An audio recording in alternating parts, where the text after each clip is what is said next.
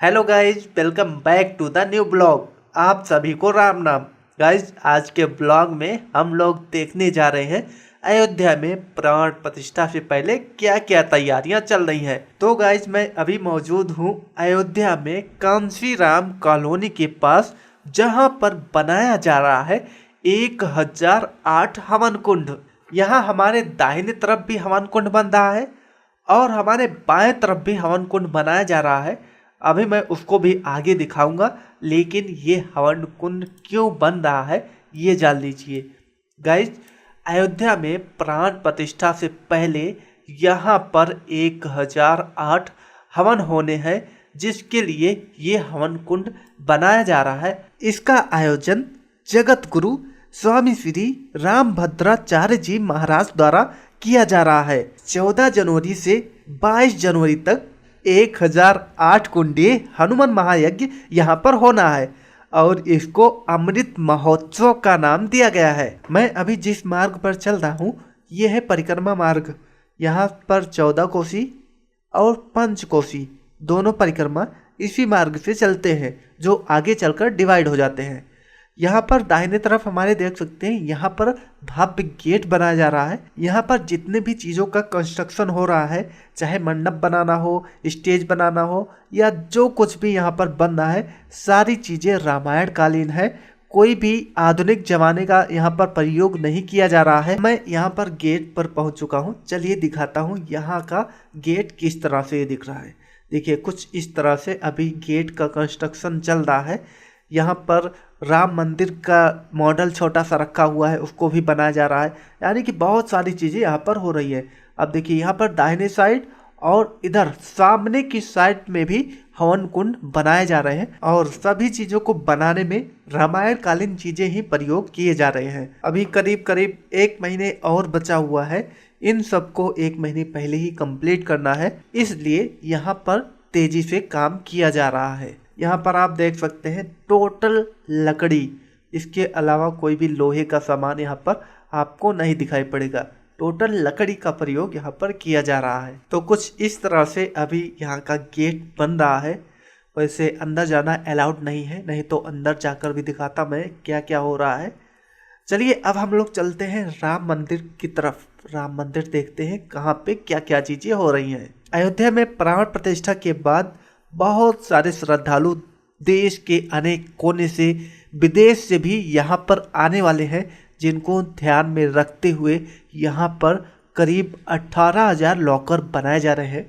वैसे 18,000 लॉकर हो सकता है कम पड़ जाए और भी बनाना पड़े, लेकिन फिलहाल के लिए अभी यहाँ पर 18,000 लॉकर की व्यवस्था की जा रही है, जो लगभग कुछ इस कंडीशन में आपको दिखाई पड़ रहा है। राम जन्मभूमि पथ पर कुछ इस तरह से कैनोपी लगाए जा रहे हैं, जिसका काम आखिरी चरण में चल रहा है।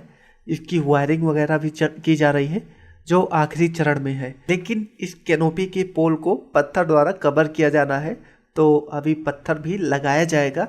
वो देखना है कि कब तक लगता है। आने वाले ब्लॉग में इसका पूरा अपडेट देंगे। लेकिन चलिए चलते हैं राम मंदिर। हम सबको मालूम ही होगा कि राम मंदिर 3 फ्लोर का बनेगा, जिसमें पहला फ्लोर कंप्लीट हो चुका है और दूसरे फ्लोर का छत लगना शुरू हो गया है। यहाँ से आपको सामने की तरफ परकोटा दिखाई पड़ रहा होगा, जिसका काम चल रहा है।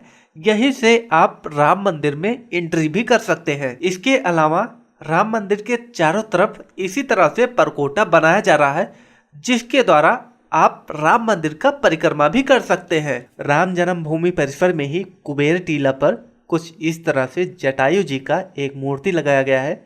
ये मूर्ति माना जाता है कि बलिदान का प्रतीक है। जिस तरह माता सीता के हरण के समय पंछी राज जटायु ने अपने प्राण का बलिदान दे दिया था, उसी तरह राम मंदिर बनने से पहले बहुत से वीरों ने राम मंदिर बनवाने के लिए अपने प्राण का बलिदान दे दिया। उन सभी बलिदानियों के याद में ये जटायु जी का मूर्ति यहाँ पर लगाया गया है। प्रधानमंत्री नरेंद्र मोदी मंदिर में प्राण प्रतिष्ठा से पहले पंछी राज जटायु की इस मूर्ति का लोकार्पण करेंगे। चलिए अब ग्राउंड फ्लोर पर कुछ चीजें दिखा देते हैं। जैसे कि मंदिर के सामने बन रहा है परकोटा, जो कुछ इस तरह से दिखाई पड़ रहा है। मंदिर में 5 मंडप बनाए जा रहे हैं। अगर सभी मंडपों में देखा जाए तो कुछ इस तरह से सभी मंडपों में पत्थरों को उकेर कर डिजाइनें बनाई जा रही हैं, जिसको अगर थोड़ा सा नजदीक से देखा जाए तो कुछ इस तरह से दिखाई पड़ रही है। वैसे अनुमान है कि रामनगरी में करीब 2 लाख लोग रोज रामलला के दर्शन करने के लिए आएंगे, जिसके लिए कुछ खास इंतजाम किए गए हैं। सबसे पहले उन्हें मंदिर के सिंह द्वार से प्रवेश मिलेगा। उसके बाद वह सीधे पहुंचेंगे मंदिर के गर्भगृह में, जहां पर वह प्रभु श्री राम के दर्शन 30 फीट की दूरी से कर सकेंगे। उसके बाद बाईं तरफ घूम जाएंगे। बाईं तरफ घूमने के बाद परिक्रमा मार्ग मिलेगा। परिक्रमा मार्ग पर चलते हुए उनको रास्ते में परकोटा मिलेगा और परकोटे पर चलते हुए उनको मिलेगा प्रसाद। जी हाँ, आपको प्रसाद बाहर से नहीं लाना है, प्रसाद मंदिर के अंदर ही मिलेगा। इसके बाद सीधा परकोटे के रास्ते निकल जाएंगे बाहर।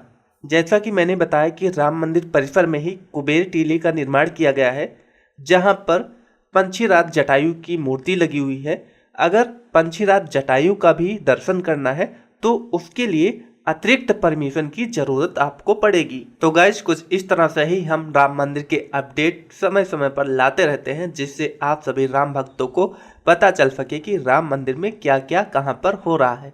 तो आपको ये ब्लॉग कैसा लगा आप लोग कमेंट बॉक्स में ज़रूर बताना, और जय श्री राम लिखना बिल्कुल भी मत भूलना। और हाँ, चैनल को ज़रूर सब्सक्राइब कर लेना। चलिए मिलते हैं नेक्स्ट ब्लॉग में, तब तक के लिए राम राम।